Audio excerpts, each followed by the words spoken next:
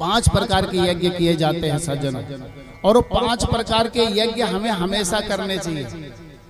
ब्रह्म यज्ञ, ये 5 प्रकार के मनुष्य के लिए ही यज्ञ बताए हैं। ब्रह्म यज्ञ कौन होता है? आपने शास्त्रों को, अपने पुराणों का पढ़ना है, उनको कभी खोलना भी है। अब आजकल तो किसी के घर में शास्त्र पुराण है, बोले पंडित जी के घर रखेंगे, पंडित जी अपने घर में रखेंगे। भैया हम भी तो हिंदू हैं, हम भी तो सनातनी हैं। रामचरितमानस रखो, हैं सुंदर से जो है कि देवी भागवत रखो, भागवत जी को रखो, सुख सागर रखो, शिव पुराण रखो, उनका अध्ययन करिए आप लोग। ये केवल ब्राह्मण के लिए नहीं है, हर मानव मात्र के लिए है। ये जो है ब्रह्म यज्ञ मनुष्य को करना है।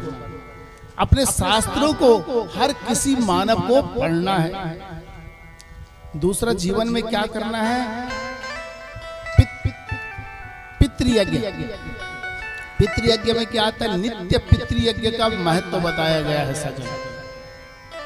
हमारे संध्या में, पूजन में नित्य तर्पण और नित्य श्राद्ध मनुष्य को करना चाहिए। संध्या में तर्पणों का विधान है, तो ये नित्य जो है पितृयज्ञ है। दूसरा यज्ञ कौन सा है? पितृयज्ञ।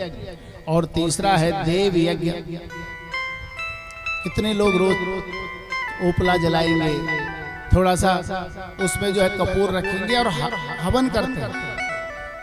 नित्य हवन का विधान है। आपके घर में कभी भी नेगेटिव ऊर्जा नहीं आएगी।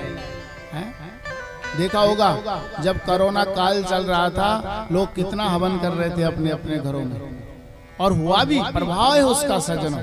जहाँ हवन होता है वहाँ का वातावरण शुद्ध हो जाता है। पर एक प्रार्थना मेरी आप सब लोगों से, भैया हवन करना जरूर, लेकिन बाजार वाले घी से मत करना, हैं? अपने घर का घी बनाना।